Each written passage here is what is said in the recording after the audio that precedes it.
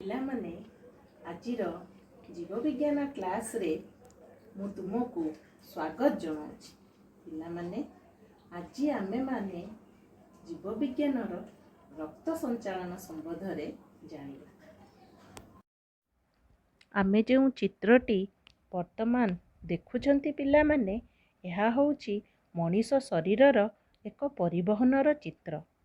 ଏହି ପରିବହନରେ ଅମ୍ଳଜାନ, ଅବଶୋଷିତ ଖାଦ୍ୟ, ଜଳ, ଅନ୍ତଃସ୍ରାବୀ ଗ୍ରନ୍ଥିରୁ କ୍ଷରିତ ହରମୋନ୍, ୟୁରିଆ ଆଦି ବର୍ଜ୍ୟବସ୍ତୁ ଓ ଅନ୍ୟ ପଦାର୍ଥ ପରିବହନ ସଂସ୍ଥା ଦ୍ୱାରା ଶରୀରର ଗୋଟିଏ ପ୍ରାନ୍ତରୁ ଅନ୍ୟ ପ୍ରାନ୍ତରେ ପହଞ୍ଚିଥାଏ। ଏହି ପରିବହନ ପାଇଁ ଆମ ଶରୀରରେ ରକ୍ତ ପ୍ରମୁଖ ମାଧ୍ୟମ ଅଟେ। ପିଲାମାନେ ଏଇ ଯେଉଁ ଚିତ୍ରଟି ତୁମେ ଦେଖୁଛ, ଏହା ହେଲା ଶିରାର ଚିତ୍ର। ଦେଖୁଛ ପିଲାମାନେ, ଶିରାରେ ରକ୍ତ କେଉଁ ଆଡ଼କୁ ଯାଉଛି? ଉପର ଆଡ଼କୁ ଯାଉଛି। ଦେଖ, ଦ୍ୱିତୀୟ ଚିତ୍ରରେ ତଳ ଆଡ଼କୁ ଏହା ଆସିପାରୁନି, କାରଣ ସେ ମଝିରେ ଯେଉଁ କପାଟିକା ତୁମେ ଦେଖୁଛ, କପାଟିକା ବନ୍ଦ ହେଇଯାଉଛି, ଯାହା ଫଳରେ ରକ୍ତଟି ଆମର ତଳ ଆଡ଼କୁ ଆସିପାରୁନି। ଶିରା ଶରୀରର ବିଭିନ୍ନ ଅଂଶରୁ ହୃତ୍ପିଣ୍ଡକୁ ରକ୍ତ ବହନ କରିଥାଏ। ଶିରା ଅମ୍ଳଜାନ ବିହୀନ ରକ୍ତ ବହନ କରେ। ଶିରାର ଭିତ୍ତି ପତଳା ଓ କମ୍ ପ୍ରସାରଣଶୀଳ। ଶିରାରେ ରକ୍ତ ନିମ୍ନ ଚାପରେ ଧୀରେ ଗତିରେ ପ୍ରବାହିତ ହୁଏ। এই କପାଟିକାକୁ ତ ତୁମେ ଦେଖିଲ, ଆଉ ଏହାର ଅବସ୍ଥିତି ସହଜରେ ଜାଣି ହୁଏ ଶିରାର। ପିଲାମାନେ ବର୍ତ୍ତମାନ ଆମେ ଦେଖୁଥିବା ଚିତ୍ରଟି ଗୋଟେ ମଣିଷ ଶରୀରର ଶିରା, ଧମନୀ, ହୃଦୟ ଆଉ ରକ୍ତ କୈଶିକକୁ ଦର୍ଶଉଛି।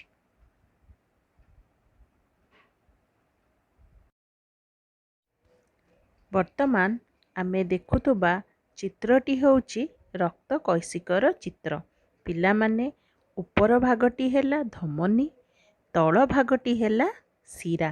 ମଝିରେ ତୁମେ ଯେଉଁ ଜାଲ ପରି ଅଂଶ ଗୁଡ଼ିକ ଦେଖୁଛ, ତାହା ହେଲା ରକ୍ତ କୈଶିକ। ରକ୍ତ କୈଶିକ ଦେଇ ରକ୍ତ ପ୍ରବାହିତ ହୋଇ ଶରୀରର ପ୍ରତ୍ୟେକ କୋଷ ନିକଟରେ ପହଞ୍ଚେ। ଏଥିରୁ କୋଷ ଅମ୍ଳଜାନ, ଖାଦ୍ୟ ଓ ଅନ୍ୟାନ୍ୟ ପଦାର୍ଥ ଆବଶ୍ୟକ ମୁତାବକ ସଂଗ୍ରହ କରେ। ଅମ୍ଳଜାନ ଓ ଖାଦ୍ୟ କୋଷ ମଧ୍ୟରେ ବ୍ୟବହାର ହେଲା ପରେ କୋଷରୁ ବାହାରୁଥିବା ଅଙ୍ଗାରକାମ୍ଳ ବିଭିନ୍ନ ବର୍ଜ୍ୟବସ୍ତୁ କୋଷ ବାହାରକୁ ଆସେ। ପ୍ରଥମେ ଶିରା ରକ୍ତ କୈଶିକ ଓ ପରେ ଛୋଟ ଶିରା ଦେଇ ସେ ସମସ୍ତ ସଂଗୃହୀତ ହୋଇ ଶିରା ମଧ୍ୟକୁ ପ୍ରବେଶ କରେ। ଯେଉଁ ଶିରା ତୁମେ ଦେଖୁଛ, ଦେଖ, ସେଇ ଭିତରକୁ ସେ ପ୍ରବେଶ କରେ ଓ ଶିରା ମଧ୍ୟରେ ପ୍ରବାହିତ ହୋଇ ହୃତ୍ପିଣ୍ଡ ପର୍ଯ୍ୟନ୍ତ ଆସେ। ଦେଖ ପିଲାମାନେ, ରକ୍ତ କୈଶିକ ଗୁଡ଼ିକ କିପରି ଶରୀରରେ ବିଛେଇ ହୋଇ ରହିଛି। ପିଲାମାନେ ଆମେ ଦେଖୁଥିବା ଚିତ୍ରଟି ମାନବର ହୃତ୍ପିଣ୍ଡର ଅଟେ। ହୃତ୍ପିଣ୍ଡ ଯାହା ଶିରା ଓ ଧମନୀ ମଧ୍ୟରେ ରକ୍ତକୁ ସଞ୍ଚାଳିତ କରିବାରେ ଗୋଟିଏ ପମ୍ପ ପରି ଅବିରାମ ଭାବେ କାର୍ଯ୍ୟ କରିଥାଏ। ହୃତ୍ପିଣ୍ଡର ସଂକୋଚନ ଜନିତ ଚାପ ଫଳରେ ଧମନୀ ଓ ରକ୍ତ କୈଶିକ ଦେଇ ରକ୍ତ ପ୍ରବାହିତ ହୋଇ ଶରୀରର ପ୍ରତ୍ୟେକ କୋଷ ନିକଟରେ ପହଞ୍ଚେ। ଏଥିରୁ କୋଷ ଅମ୍ଳଜାନ, ଖାଦ୍ୟ ଓ ଅନ୍ୟାନ୍ୟ ପଦାର୍ଥ ଆବଶ୍ୟକ ମୁତାବକ ସଂଗ୍ରହ କରେ। ଅମ୍ଳଜାନ ଓ ଖାଦ୍ୟ କୋଷ ମଧ୍ୟରେ ବ୍ୟବହାର ହେଲା ପରେ କୋଷରୁ ବାହାରୁଥିବା ଅଙ୍ଗାରକାମ୍ଳ ଓ ବିଭିନ୍ନ ବର୍ଜ୍ୟବସ୍ତୁ କୋଷ ବାହାରକୁ ଆସେ। ପ୍ରଥମେ ଶିରା ରକ୍ତ କୈଶିକ, ପରେ ଛୋଟ ଶିରା ଦ୍ୱାରା ସେ ସମସ୍ତ ସଂଗୃହୀତ ହୋଇ ଶିରା ମଧ୍ୟକୁ ପ୍ରବେଶ କରେ ଓ ଶିରା ମଧ୍ୟରେ ପ୍ରବାହିତ ହୋଇ ହୃତ୍ପିଣ୍ଡ ଆଡ଼କୁ ଆସେ। ଶିରା ଉପରେ ଥିବା ପେଶୀର ସଂକୋଚନ ଓ ପ୍ରସାରଣ ଯୋଗୁଁ ରକ୍ତ ଠେଲି ହୋଇ ହୃତ୍ପିଣ୍ଡ ପର୍ଯ୍ୟନ୍ତ ଆସେ। ମଣିଷ ଶରୀରରେ ହୃତ୍ପିଣ୍ଡରୁ ରକ୍ତ ଧମନୀ ଜରିଆରେ ଗୋଟିଏ ବାଟ ଦେଇ ଯାଏ ଓ ଅନ୍ୟ ବାଟ ହୋଇ ଶିରା ଜରିଆରେ ହୃତ୍ପିଣ୍ଡକୁ ଫେରି ଆସେ। ରକ୍ତ ନଳୀ ମଧ୍ୟରେ ରକ୍ତର ଏହି ଗତିକୁ ଆବଦ୍ଧ ସଞ୍ଚାଳନ କୁହାଯାଏ। ପିଲାମାନେ, ତାହେଲେ ଆଜି ଆମେ କ'ଣ ସବୁ ଜାଣିଲେ? କିପରି ଭାବରେ ଆମ ଶରୀରରେ ରକ୍ତ ସଞ୍ଚାଳନ ହୁଏ।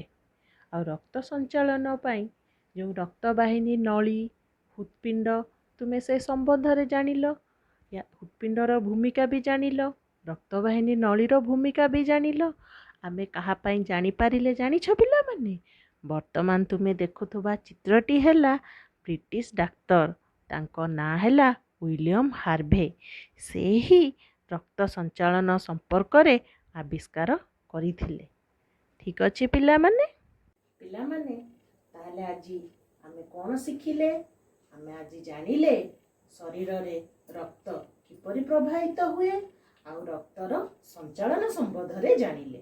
ରକ୍ତ ପ୍ରବାହିତ ହେଲା ବେଳକୁ କ'ଣ ଜାଣିଲେ? ଯେ ଶରୀରର କିପରି ଭାବରେ ଅମ୍ଳଜାନଯୁକ୍ତ ରକ୍ତ ଖାଦ୍ୟ ବିଭିନ୍ନ କୋଷରେ ପହଞ୍ଚୁଛି ରକ୍ତ ମାଧ୍ୟମରେ।